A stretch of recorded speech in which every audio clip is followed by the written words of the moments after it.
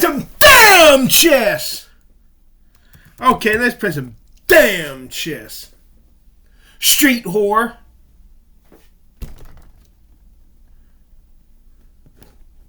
Come on, you slut from China.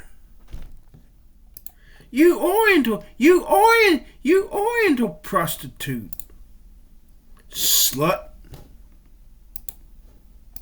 Ruby, we talked before, not that long ago, right? Yeah, Come on, for you sure. We've spoken a couple times. From First time we had China. a good conversation. Second time I just dropped by to ask some From questions. China. Yeah, I'm back again, man. Come on, you Welcome back within your mind. Yeah. Slut that Thank you, slutty thank gay, you. you slut that slut. Yeah, honestly, I've been thinking about it, and I just feel like what do you think about the idea that maybe we've hit like a plateau in regards to like the evidence for God or against God? Like, I don't think we're going to come up with any new arguments. I think at this point we've already exhausted basically their like Come on, everything you there is to slut talk that about, slut. almost, you know? So now I don't think it's a matter of like providing new evidence. I think it's a matter of like a change of hearts. And I wanted to ask you, I guess, just like, how do you Come on, you feel slut that slut. now, like without Christianity? 'Cause I know you're Christian before, right? Mrs. Bitch ass fuck. Yeah, so that's what I think. I think there's not going to be any more evidence that has to be Don't you want presented. I to think go it's just a with matter of like your Mrs. heart now. Bitch And ass fuck? I guess I just want to make sure your heart's in the right place. Alright. So that like this is okay for you, you know? So you doubt my motives? Come on, you No, slut. I'm not doubting. I don't even know what your motives are, to be honest. So my heart is that I believe things that I have reasonable confidence to be true in, right? So if there's no good reason to believe Christianity is true, I'm not going to believe it. Yeah, well, that's what I'm That saying was is brilliant. there's Alright, 2.4 billion people who think there is good reason. okay. Well, Well, they they can't. saying there's not good They reason. can't seem to find one and articulate it. He's bringing out that whore. Yeah, right, exactly. So it can't be articulated to the level Slut. that we're hoping for.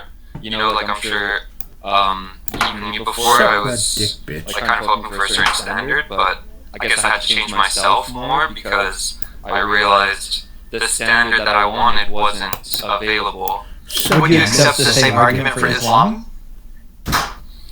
No, because there's just a lot of things that like just don't make sense with that. So, Exactly, yeah. So you think that Islam is... Right, but you think that Islam Dick, bitch. is incoherent, which is why you can't accept it as being true. And I'm saying the same thing about Christianity. I think Christianity is incoherent and therefore not Oh, true. fucking damn it.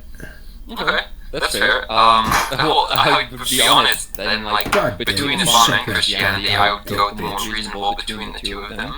How? And I think How's Christianity Christianity more reasonable? Suck my dick. Just Suck my a fucking major dick. historical fact is like the crucifixion of Christ. So? Even the Quran says that it was made to appear that he was crucified. Yeah, the Quran disagrees. The Quran thinks that Jesus didn't actually get crucified and killed. Right, Suck exactly. my fucking dick. So, like, So, that's my Suck point. Is my like, fucking if dick. it says that we saw it, but it denies that it's happening. So it's like, what is the spirit that's behind that? That is, why would you say that? I think it's the same spirit that was behind Christianity. I think people put together a narrative that bolsters their position, and then they go out and try to convince people of it. Now, is it possible that some people, some early Christians, literally believed that Jesus resurrected? I believe that to be the case. There's lots of people who probably believe he really resurrected.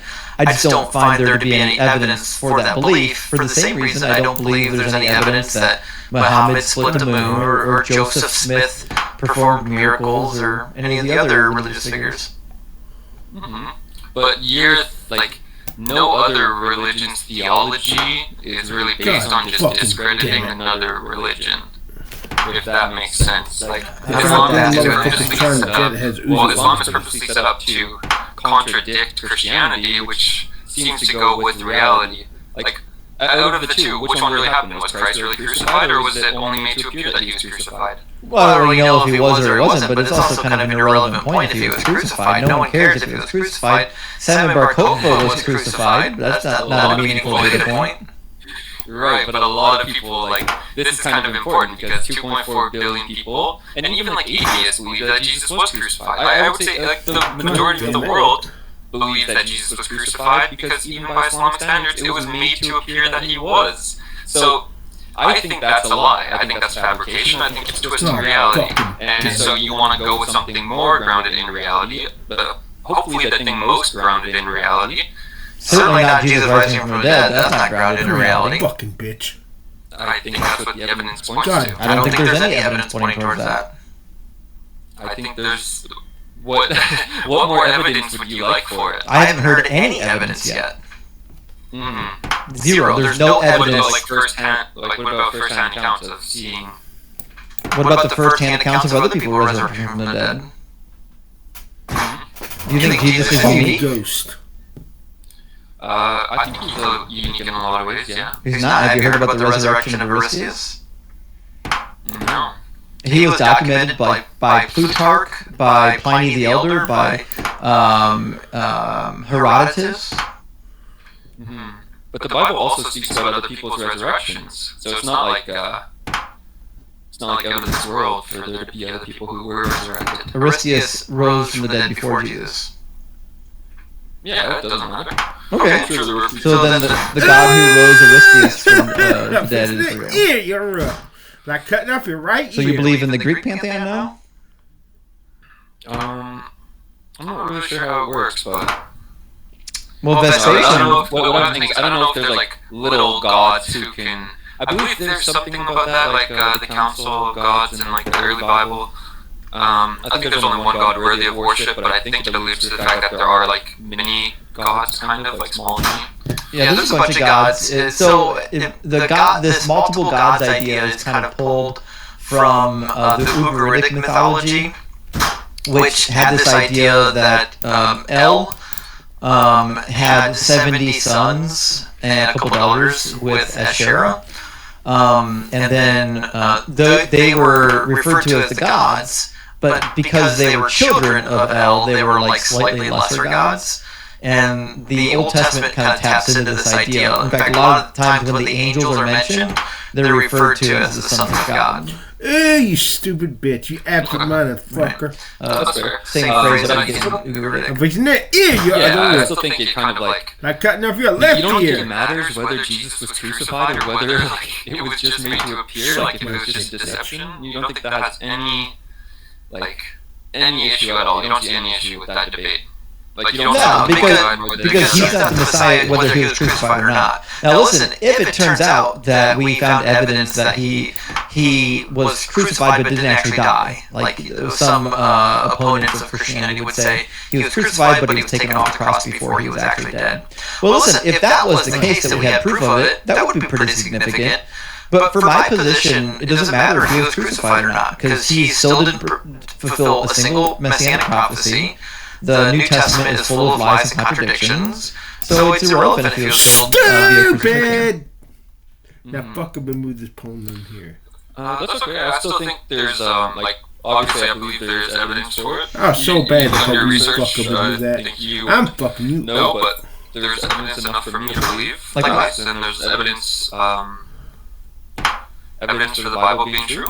But it's totally not true. It says things that are demonstrably untrue. Yeah, like what?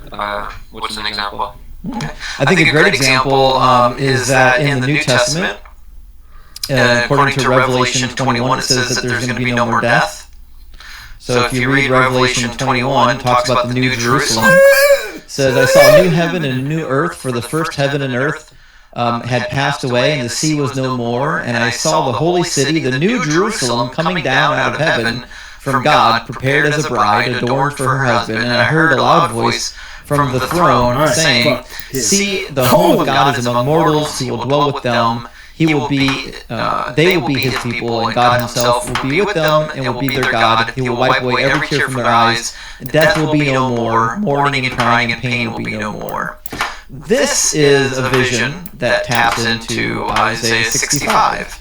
But anyone who bothered to read Isaiah 65 about the New Jerusalem and the new heaven and new earth would notice that there is still death. It says, I'm about to create a new heaven and a new earth. The former things shall not be remembered or come to mind, but be glad and rejoice forever in what I am creating. Okay, interesting. Got the new heaven and the new earth. And it says, I'm about to create Jerusalem as a joy. So we got the new Jerusalem. I will rejoice in Jerusalem, so on and so forth.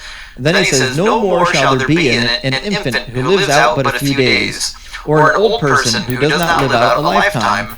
For one who dies at 100 years will be considered a youth, and the one who falls short of 100 will be considered accursed. So, according to the Old Testament, even with the new heaven, new earth, new Jerusalem, there could be some people that die. Fucking damn it. Isaiah 65 and Revelation 21. 21. Oh yeah, 65, 17 and 24.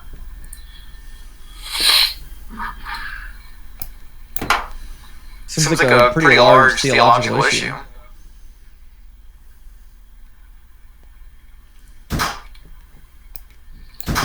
Dumbass. You're guilty, Yeah, I don't know what's talking about in dumbass. Isaiah 65. New heavens and new earth. Yeah. He's bringing out that whore. Yeah. Sure.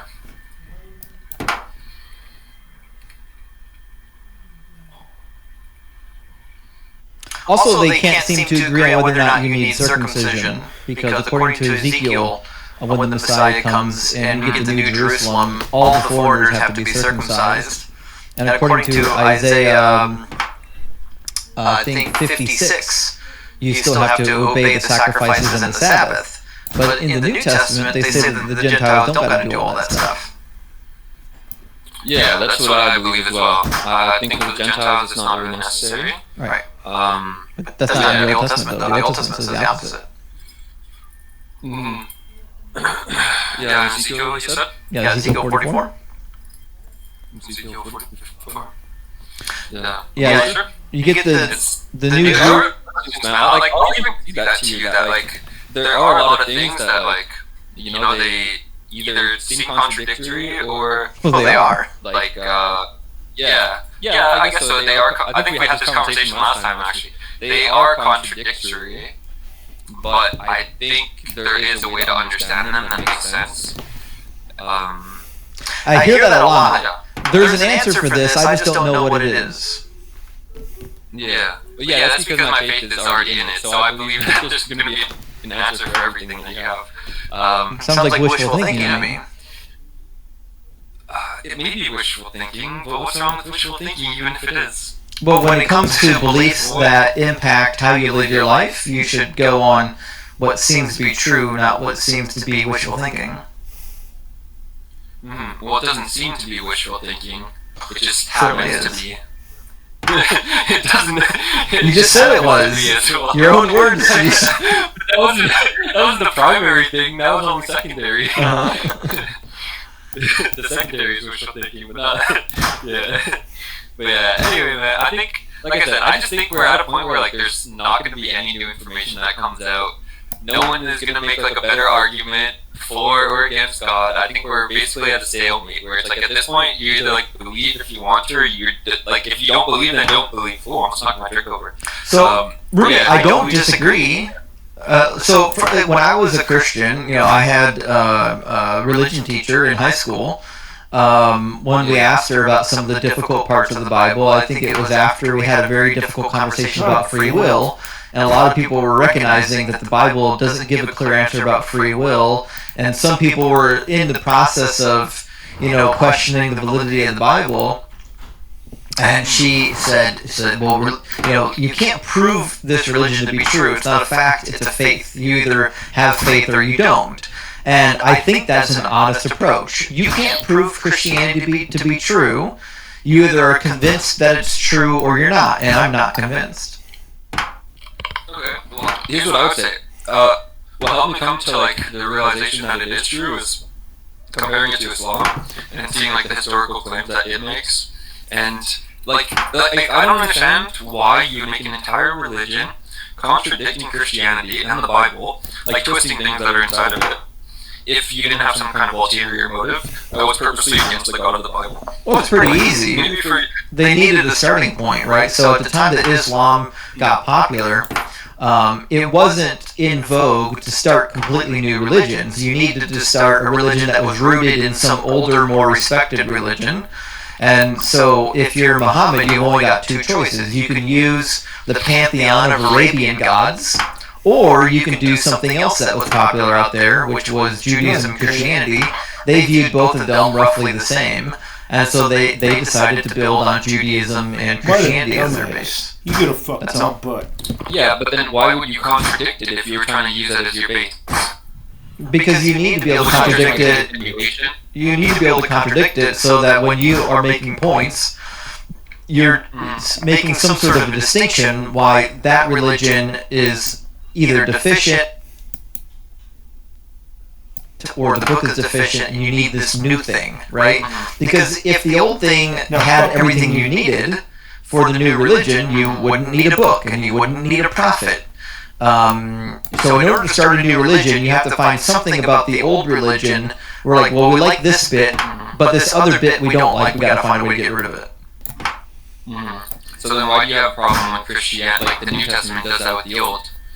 Well, because it's just a sign that they're all fake, right? So what Islam did with the Bible and Judaism just demonstrates that it's on bad foundation, right? And I would say the same thing about Christianity. Christianity has the same problem that Islam has. Here's what I would say then. If, let's say you're following the Abrahamic faith, you don't believe that Jesus was the Messiah, wouldn't it make sense that the next continuation or like the next religion in the Abrahamic faith would be the real Messiah? No, because I don't believe that Judaism's true. There will not be a Messiah. There never will be. You don't think there's going to be any Messiah? Never. Why would I think there's a Messiah if there's no God? Yeah, I guess so. That's a fair point. But like, just the way that you speak about it leads me to believe that you don't believe that Jesus is the Messiah. I'm not Jewish. But you believe that there is one that's going to come. I get this a lot, but I'm not Judas. Yeah. Or, I mean, Jewish. Jewish, yeah. Yeah, okay, but just the way that you make your points, it kind of makes it seem like you believe in Judaism, but not Christianity as a continuation. No, it's a jumping off point because you believe in the Bible, right? So I'm jumping into the Bible, and I'm showing you how the New Testament and the Old Testament don't line up. Okay. Right, but I don't believe any of it. They don't have to, like, I think they line up pretty well, but I don't. Like you said, they have to contradict at a certain point to make a distinction. I agree, yeah, exactly. Christianity needs to do something to differentiate itself from Judaism, and the thing that they do is they make up new prophecies that don't exist, and then they make up new theologies that they hope no one's going to call them out on. Dumbass. Okay. Okay, so let me try to like come at this from a different way. So, what about like a world leader? You don't believe there's like a global world leader is like whoever's at the top would be like the best leader, and that in some ways like God? No, in fact, we know empirically that typically the leaders that end up on top aren't the most qualified. They're just the people that are willing to lose all of their privacy and anonymity by going into government work. Like, there's a lot of qualified people that could run a country or a listing of countries, but they will never go into politics because they don't want to be subjected to what politicians have to go through. Okay. I don't want to be a politician. That sounds like a terrible existence. Yeah, okay, so, and you don't believe in, like, anything, like, supernatural at all? You think it's just, like, Earth that's here? Like, just earthly things? That's it, yeah. If I believed in the supernatural realm or the spiritual realm, I would probably be a Buddhist. Yeah, that's where I went first, actually. It makes more sense than Christianity. Yeah, well, I thought so, too, and I looked into it, and it didn't. Like, well, it's not a monolith. World, so it's kind of funny, bro. I don't know. So it's like, look, for like science and stuff, like I don't like dabble in science. I don't do none of that, but I trust them in their matters because they've experienced it. Like they've done the work. So I just think there's another side to it. I think there's another end to it that maybe you're not in tune with, and I don't mean that as an insult, but I just mean you're probably a lot smarter than I am on like intellectual things, but on spiritual matters, dude, I'm telling you, the spiritual world is real. Well, and when you can prove it, let me know. Yeah. Well, it's happening right now. Well, okay, so 2 Thessalonians 2. I can show you a real-time prophecy. Sure, let's have it. Yeah, cool. So 2 Thessalonians 2 is the man of lawlessness. I'm sure you know. He's just going to exalt himself above like every object of worship or whatever. So Nero. And that he sets. You could look at it that way. Caligula. I've done the research. There's not. Stalin. Yeah, you could look at it as like any number of. Could literally be anybody.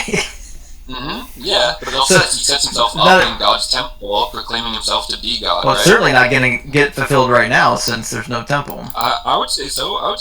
Check. Okay. There's no third temple. But where would the third temple be if there was one? It would be in Jerusalem. On the Temple Mount, right? Theoretically, I think the Jewish people tend to agree that the Temple Mount is the right location, but there's some divided opinion on that. Either way, I'm fine with saying that there's going to be a temple built on the Temple Mount, and we would call it the Third Temple. Okay. And do you know what building is there now? The Dome of the Rock? Yeah. It's not a temple. Now fuck up and overlook that.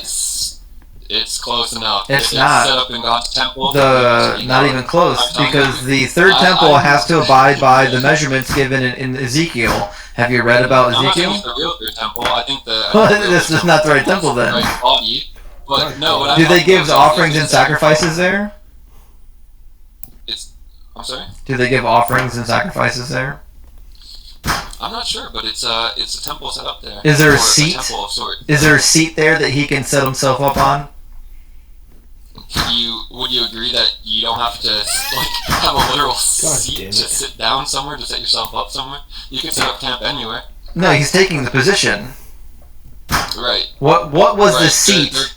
Where the temple was. What was the seat in the temple of the Jews? What was the seat? That's not what I'm talking about. I'm talking about like bigger symbolism. I'm talking about a seat. There's a seat in the temple. Yeah, you're probably talking about a literal seat. It was a literal seat. It was the Ark of the Covenant. It was a cover of the Ark. It's referred to in the King James Bible, I believe, as the seat of mercy. But when he's saying that he's going to be on the seat in the temple, declaring himself to be God, that's where God was in the temple. If you read the Exodus and you read the building of the temple and the Ark, God says, you're going to build this thing, you're going to build the seat on the Ark, and I'm going to come and rest on the seat as God. So what he's saying is that there's going to be an actual temple, and the Ark of the Covenant needs to be there, and there's going to be a guy who sets himself up as God inside of the temple. What are you saying? Where are you getting that information from? Have you not read Exodus? The instructions for building the tabernacle and then eventually for the temple? Oh, okay, I see. But that's not the point that I'm making. My point is that the Temple Mount is the holy place, right? It's not, we though. can agree on that at least? What do you mean it's not? It's the location where the future temple will need to be built. The Temple Mount is where the third temple will have to be rebuilt. Theoretically, yeah. Right, but we agree that the Temple Mount is a holy place. Well, yeah, we would say that the place is sacred. Right. Okay. So then, when Jesus says, "When you see the abomination of desolation sitting in the holy place," Daniel. in the hills. When Jesus Daniel quotes Daniel. Yeah, exactly. He quotes Daniel in Matthew. So that was Antiochus Epiphanes. Yeah, but there's many layered things in there. I think we talked about this last time. You always make so because is Antiochus the prophecies? Yeah. Is Antiochus what? Is Antiochus Epiphanes the Antichrist? I don't think so. There you go. I do not. Maybe he's one of them, but he's not the Antichrist. I don't believe. I think the Antichrist is the one who's going to come in place of Christ. He's going to come and claim to be the savior of people instead of Jesus. Yep. But that's what I think, man. I think the Dome of the Rock is it's very Antichrist. Even inside it says far above God from having a son. It sits right in the holy place of Jerusalem where Jesus carried the cross through the city. It's just kind of spitting on him. So what? It's a mockery. I think it's a mockery. I think there's no reason to mock it unless it's true. Unless what's true? Unless Christ really did carry the cross. Who's mocking him? Why would you deny it? Islam when So they what? deny the cross. It's not mocking it. They're just making a factual claim. They don't mock Jesus. Islam reveres Jesus as a prophet. I don't know if you actually studied Islam. It sounds like you haven't. No, They revere Jesus as the next highest regarded prophet after Moses. Diana is a regular girl, and I'm not giving her credit. Who's the highest prophet after Muhammad? I don't know, but if he's not in first, then it's Moses. He's not in the right place. It's Moses, and then who? Probably Abraham or Noah. Well, and then Jesus. Like, they put him pretty far down. Yeah, they do have a system of prophets, but Jesus is the only prophet that they say is an actual Messiah. They literally believe that Jesus was the Messiah for the Jews and the Christians, but they just deny the resurrection nonsense and the crucifixion nonsense. But they're not doing it to mock Jesus. They're just saying we don't believe that this actually happened. Yeah, I don't think that they're doing it to mock Jesus on purpose, but I think it's a There you mockery of Jesus, and Well, I they're don't think following so. it without knowing that. So then all of the Muslims are the Antichrist? No, I just think they're, by a deceived spirit, they're under a deceived spirit, yeah. Yeah, and I would say that the Christians are deceived. That's okay, and you're allowed to say that. You guys say that every day. I'm just saying the same thing. But I don't mean it in a hateful way. I just mean it as like, I want them to come to Christ, just like I want you guys to come to Christ, because I think it's better here. I don't mean that, like, I don't think you guys are evil, but I think that the influences that you guys have had are not the right ones. You mean like That's all. actual learning and critical thinking? Like actually reading the book that Christians won't read? You guys refuse to read this book. Yeah. Do you think that it's okay to execute people for crimes that the pastor commits? No. Why not? Execute people for the crimes the pastor commits? Yeah. Are you going for like the whole atonement for sins doesn't make sense? Not quite. Not quite. Mm-mm. So like if a pastor commits a sin, should the whole congregation be held accountable? Depends. Depends? If he was, like, if he was sinning continuously and people knew it and they weren't doing anything, like weren't talking. Well, I to didn't him, say like, that. correcting. Now you're making stuff up. I Yeah. said if a pastor commits a sin, should the whole congregation then- be punished no, for it? No, they shouldn't. Okay, and why not? Because it wouldn't be fair for other people to really like pay the consequence for what you did. Because it's not how justice works. Unfortunately, God is totally down with that form of justice. He says after the death of Nadab and Abihu, says he gives instructions. It says Moses said to Aaron and to his sons Eleazar and Ithamar, "Do not dishevel your hair and do not tear your vestments," because that's what you do when you mourn your children dying. Do not tear your vestments, or you will die, and wrath will strike all the congregation. But your kindred, the whole house of Israel, may mourn the burning that the Lord has sent. So God is saying to the priests that if you mourn the death of your brethren, God's gonna break out and execute a bunch of people. Mm-hmm. You think that's Where was that? a reasonable thing to do? Leviticus 10:6.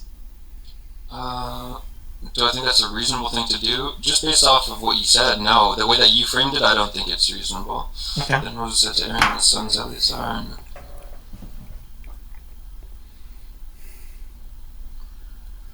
God damn it.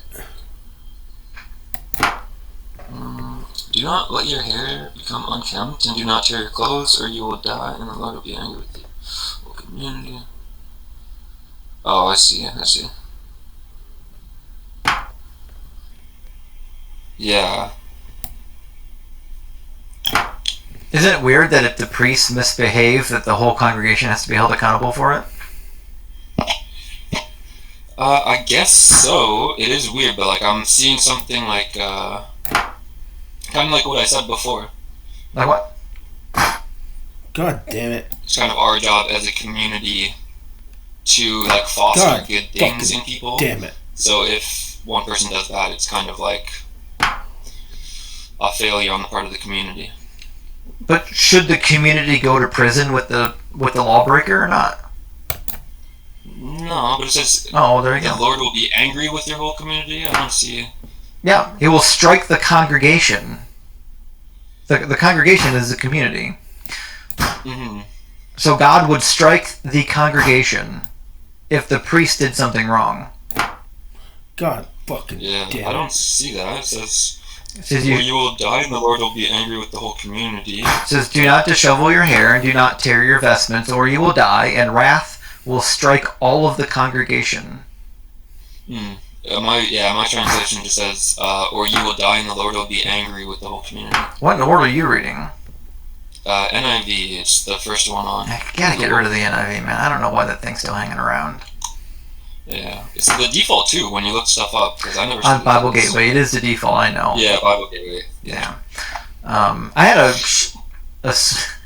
a tiny Twitter conversation many years ago with one of the guys that was running the website, but I never did ask him about putting NIV as the default. I'm curious to know why they chose the NIV for that. Probably just because it's the most popular. Yeah, I guess so. I actually have, mine's New World fucking Translation. shit. Whoops. Nope. I got it as a gift, actually. I had no idea. You're gonna be JW?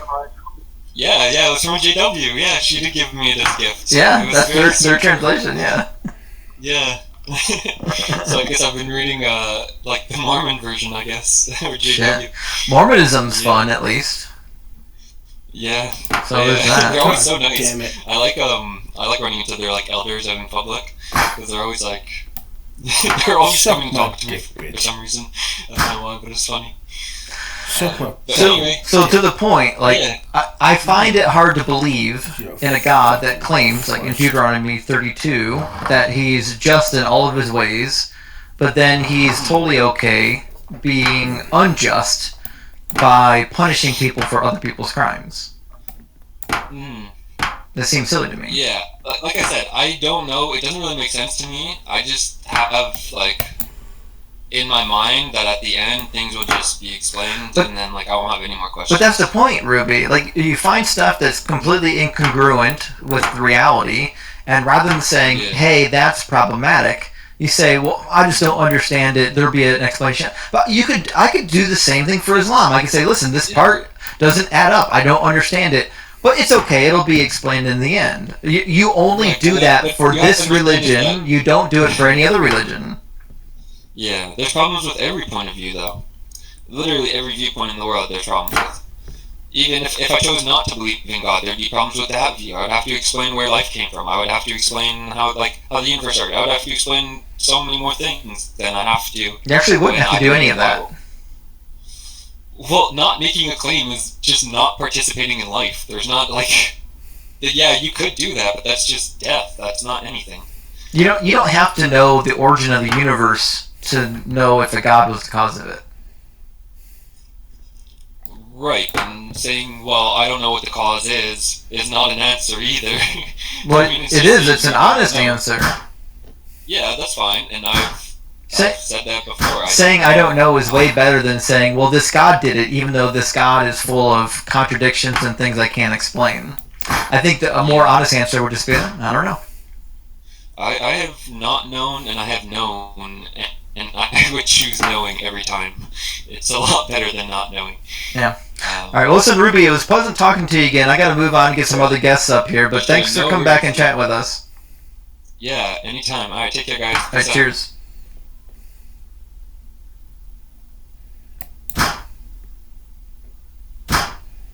God damn it.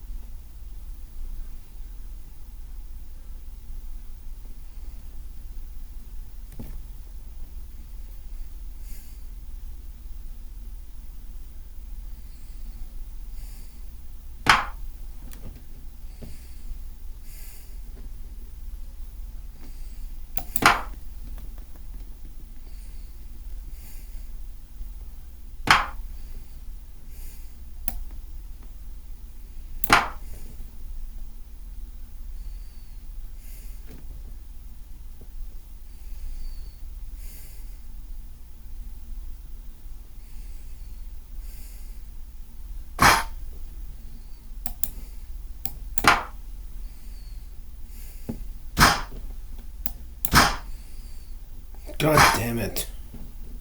She's a fucking crushed.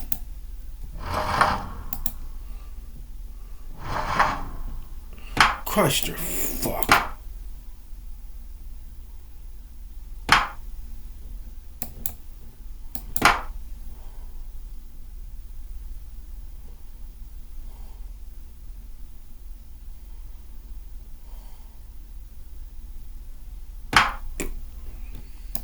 Crushed her fuck.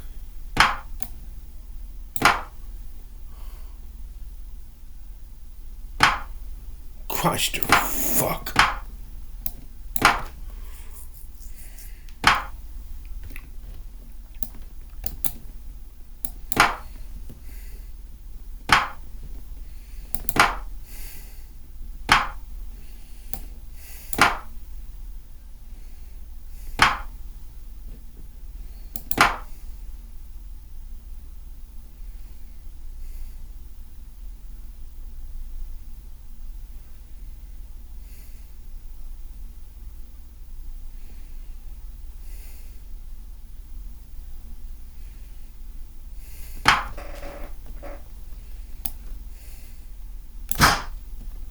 God damn it.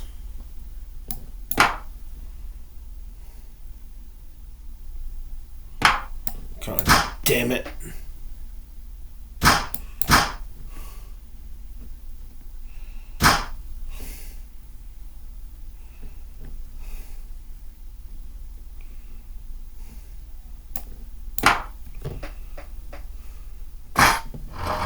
God damn it.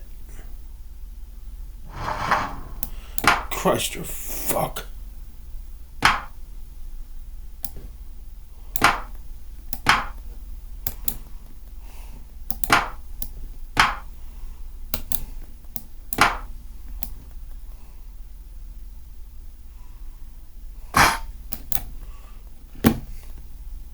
Crushed her fuck.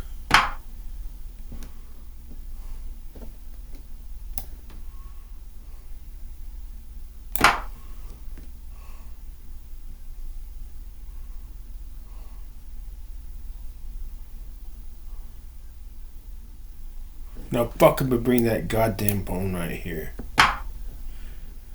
You stupid fucking bitch. God damn it. God fucking damn it. Crushed her fuck.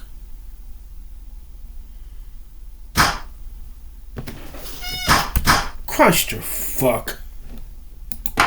Crushed her fuck.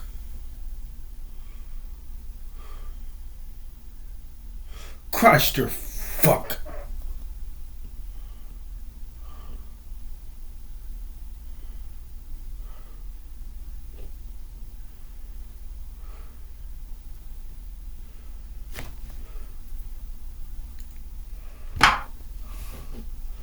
God. Christ, your goddamn fuck.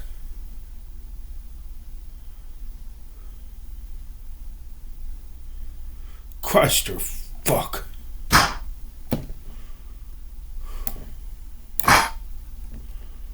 Christ, your fuck. You stupid bitch. You stupid fucking cunt.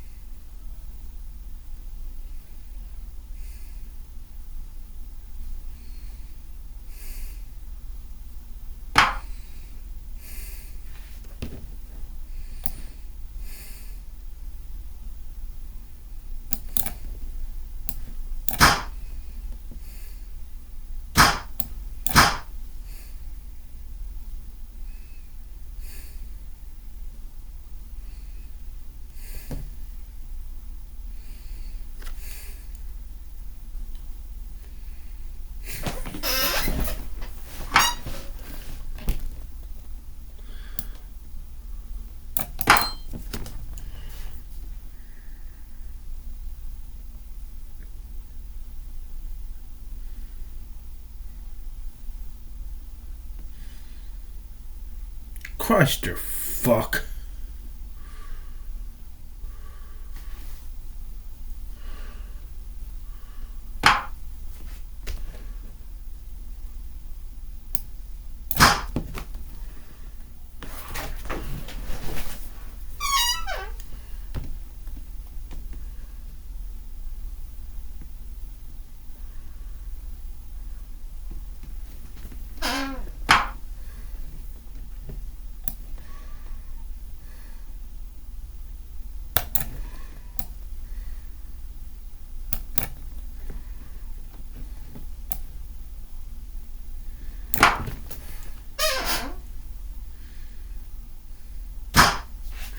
Christ, your fuck.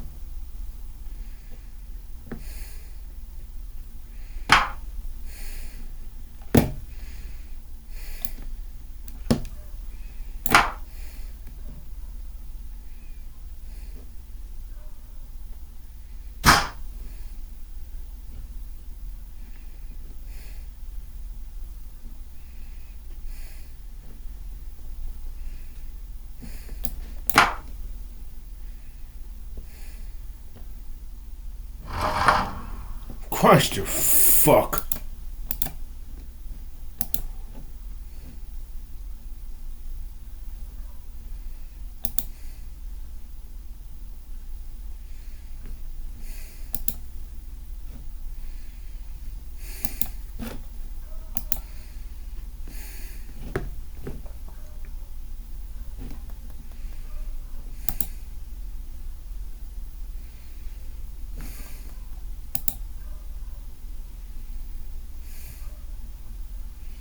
Where's the goddamn 15-minute game? God fucking damn it.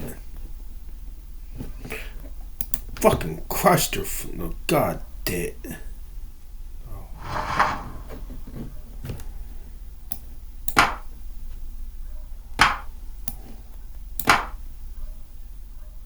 My fucking been bringing this pone on here.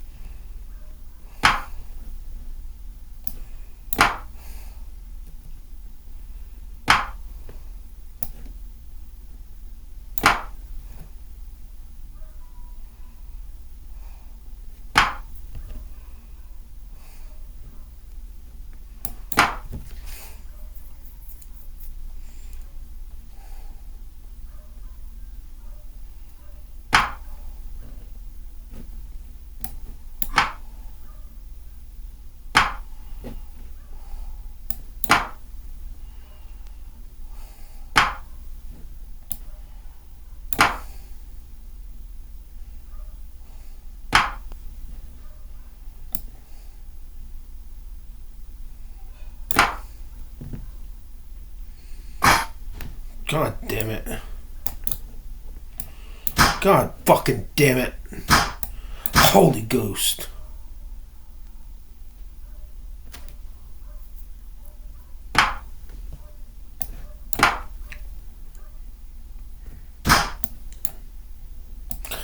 Bitch.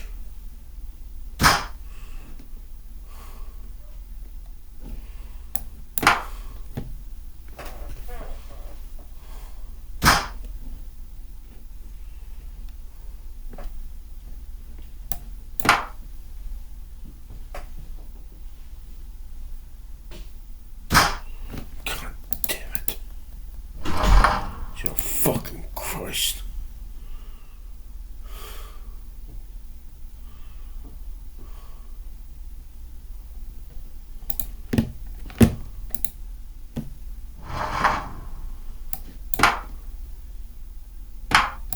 Christ, you fuck. Now fucking bring this goddamn bone down here.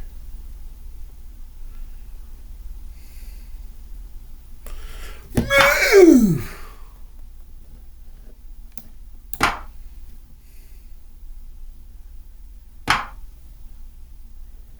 God fucking damn it. Christ, you fuck.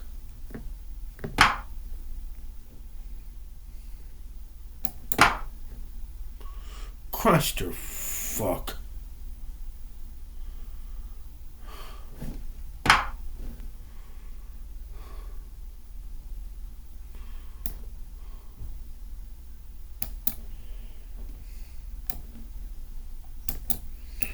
Christ, you fuck.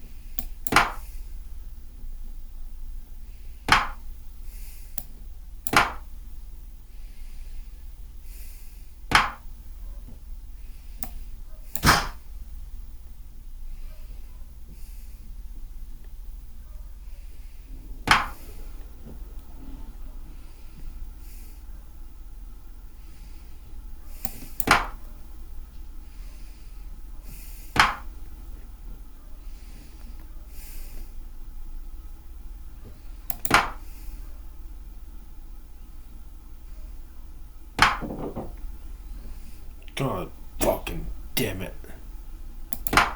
Christ, you fuck.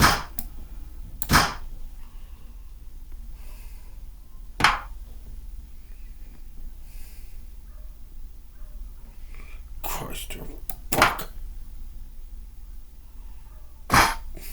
Christ, you fuck.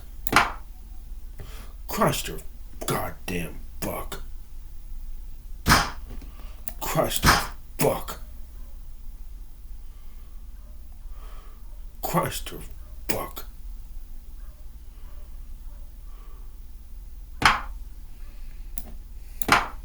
Christ, you fuck.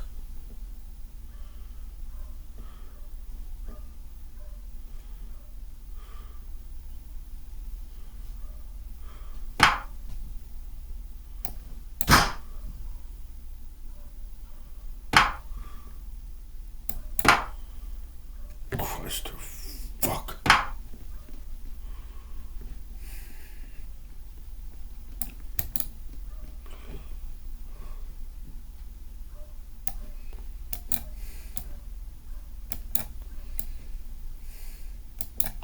Christ, you fuck. Goddamn cluster fuck.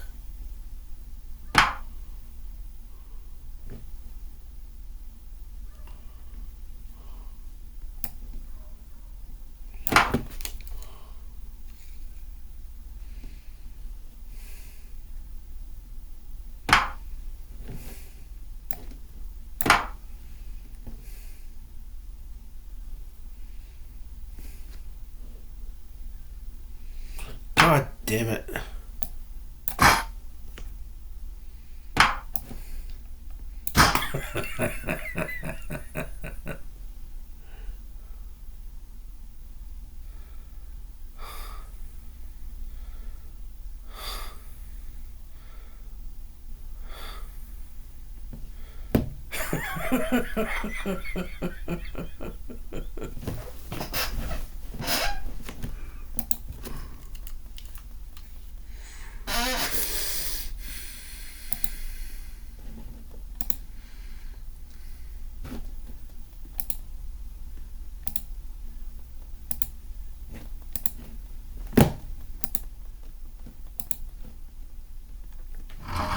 I fucked his hole, stupid fucker. Come on, you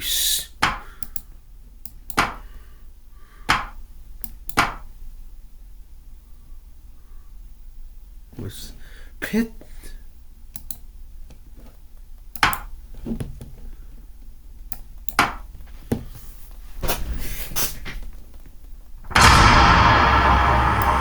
In the United States of America, the world's most infamous criminals are locked up. One of the deadliest prisoners of all time is Thomas Silverstein. They called him Terrible Tommy. Probably one of the most dangerous human beings on Earth. Damn it. He knew how to make weapons, inflict damage and violence on people. He manages to commit 3 murders in prison, and he kills a correction officer. No one is off limits at this point. 3 murders in prison, and he kills a correction officer. No one is off limits at this point. Silverstein was so feared, even other convicted killers wanted him taken out of the prison.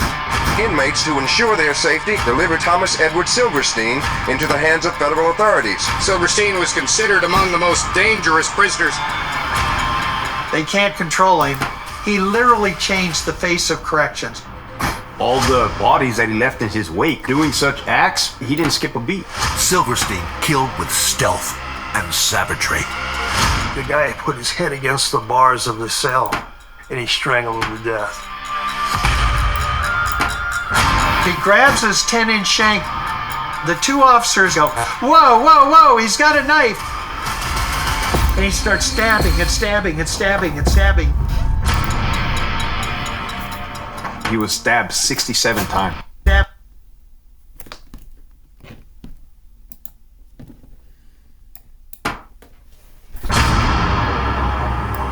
In the United States of America, the world's most infamous criminals are locked up. One of the deadliest prisoners of all time is Thomas Silverstein. They called him Terrible Tommy. Probably one of the most dangerous human beings on Earth. He knew how to make weapons, inflict damage and violence on people. He manages to commit 3 murders in prison, and he kills a correction officer. No one is off limits at this point. Silverstein was so feared, even other convicted killers wanted him taken out of the prison. Inmates, to ensure their safety, delivered Thomas Edward Silverstein into the hands of federal authorities. Silverstein was considered among the most dangerous prisoners. They can't control him. He literally changed the face of corrections. All the bodies that he left in his wake, doing such acts, he didn't skip a beat. Silverstein killed with stealth and savagery. The guy put his head against the bars of the cell, and he strangled him to death. He grabs his 10-inch shank. The 2 officers go, whoa, whoa, whoa, he's got a knife. And he starts stabbing and stabbing and stabbing and stabbing. He was stabbed 67 times. Tommy Silverstein was the perfect definition of an evil man who showed no mercy or remorse for the people that he killed. He liked people to know, if you get in my face, I will kill you. If you disrespect us, not only will you be murdered, you will be put on display. This is psychopathic bravado. It should be hard to kill someone in prison, but he was a master at it.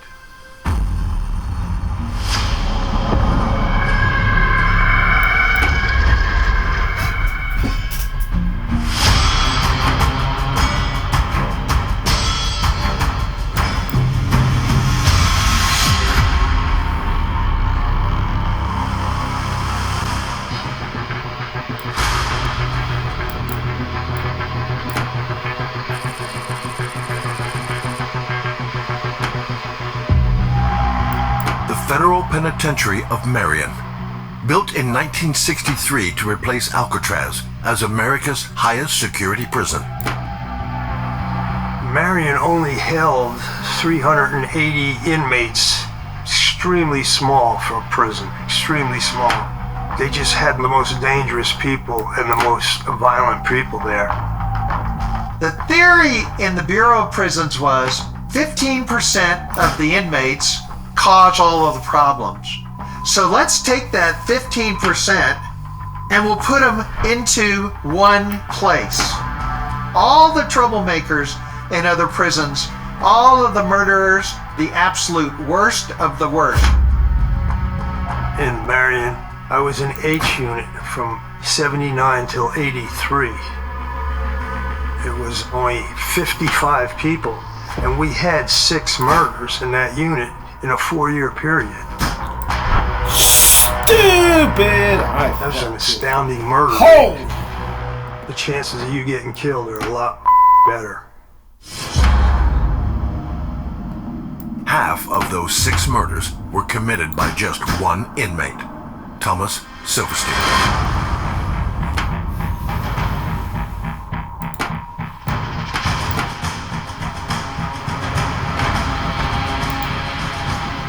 I'm the only journalist who's ever interviewed him.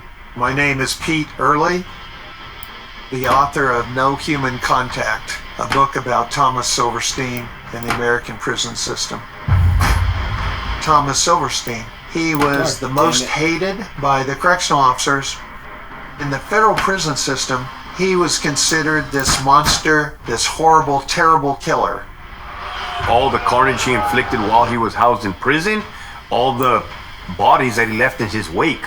Normal inmates don't do that. You can tell by looking at the photographs, his eyes are hollow, you can look into his soul. Some guys just got it like that. If Tommy got to disliking you, you were in trouble, man, because he just was driven by anger. I don't know where it came from, but he was obviously an angry dude.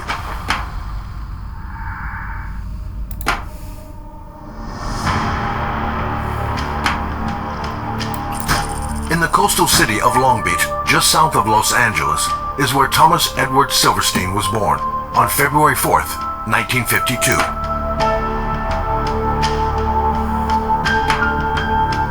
His actual father, Thomas Conway, was a bank robber from Oklahoma. He married his mother, Virginia Price, but they both had alcohol problems and they both were vicious fighters. They became famous in the tabloids, known as the Battling Conways. They would fight in front of a judge and then when they were leaving the courthouse, embrace each other as if they were in some kind of Hollywood movie. Twisted love. When he was 4, Thomas's father was jailed for robbing a bank. His mother remarried to a man named Sid Silverstein, who adopted him. But his home life didn't get any easier. Silverstein grew up in an extremely violent household. His mother beat him even as a small child. When he was 5 and he wet the bed, she made him drink his own urine. This was the kind of atmosphere that he grew up in. I think it's very significant that his mother abused him, not just physically, but that she abused him emotionally by humiliating him, by shaming him, by making him feel small for some things that were beyond his control. Happens with this case. Something as trivial as wetting the bed, which is quite normal for children. It's sending the message that something is wrong with you. And then drinking urine is so harsh and so egregious. This is likely to inflict trauma at a young age. When he was little, in 3rd grade, a bully beat him up and he went home. In Virginia, his mother drove to the school, and when the bully came out, she ran up and grabbed the bully and told Tom, hit him in the face. And when Tom refused, she said, you hit him in the face or I'm gonna hit you. And so Tom proceeded to beat this bully with his mother watching. It's not surprising that he starts to become a person who needs to be empowered, who needs to be dominant, who needs to put down others. He's learned this from his own mother, that the way to rise in society is to be domineering and to make other people smaller. Later, he became the bully. He became the one who picked on other people, who used violence to get whatever he wanted. This violence permeated the family. Only imagine how awful. He got into fights with his stepfather. At one point, his mother hit him with a shovel in the side of the head. He ran away from home, trying to escape this violence. Feeling persecuted by the parents that were present, Silverstein's thoughts turned to the one who wasn't around, his father. And this is a picture of his dad who sent it to him, and he's in the Oklahoma State Prison for bank robbery. Nothing's gonna bring your family back. This is Tommy Silverstein, probably 14, 15 years old, and he idolized his father. Even once he found out his father was in prison, that just made his father seem more special, and as a young man he dreamed that his father would come back and save him from his mother, who beat him constantly. Memories. As Silverstein grew bigger, the beatings from his parents stopped, but he was constantly in trouble, drinking, taking drugs, and getting into fights. When Silverstein was 17 years old, he got high with his buddy on drugs and they robbed a restaurant. What is this? So even though he donned a mask, the clerk was able to recognize him, in which in turn he was arrested and then sent to the Wayside Prison, which is a step up from the juvenile facility.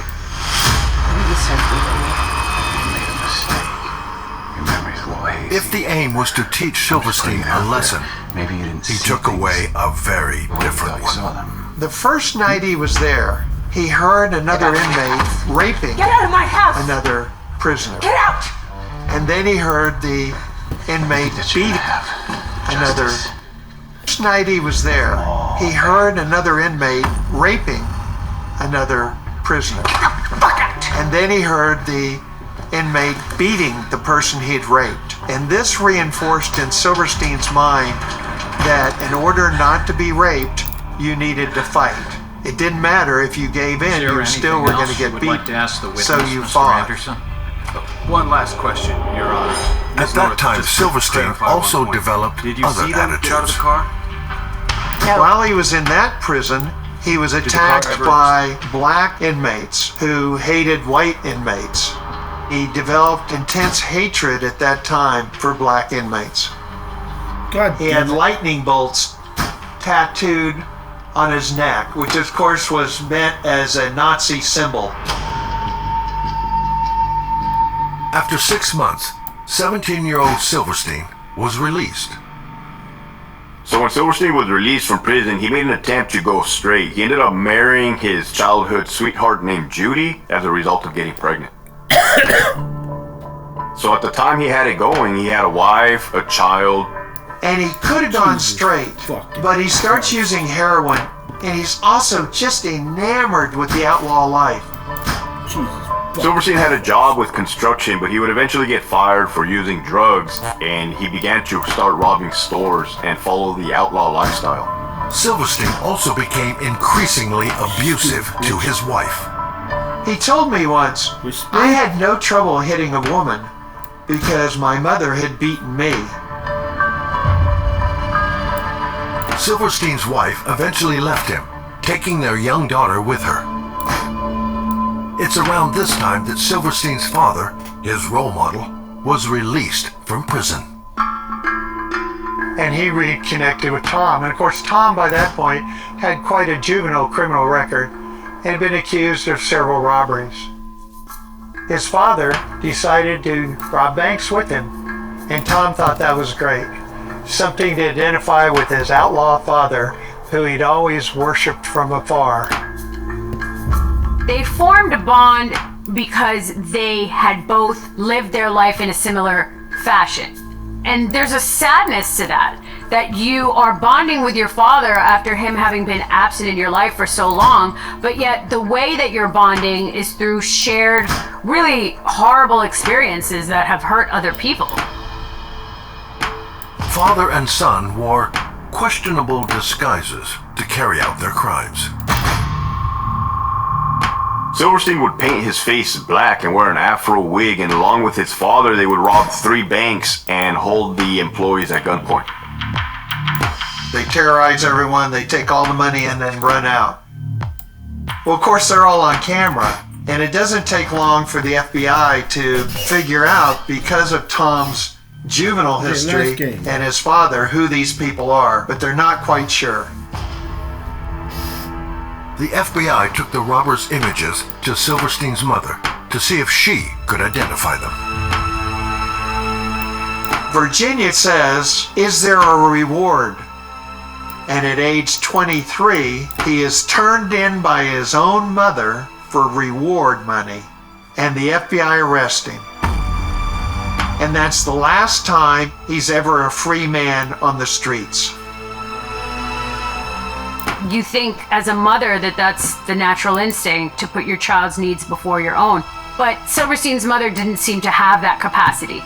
She's been so horrifically physically abusive, mentally abusive. She seems to have a lot of narcissistic traits herself, where she's really trying to serve her own needs. So for me to hear that she's the one who turned in her own son doesn't surprise me at all.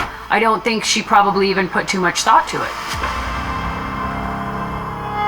For bank robbery, Silverstein was given 18 years. The bulk of his sentence was to be served in federal prisons.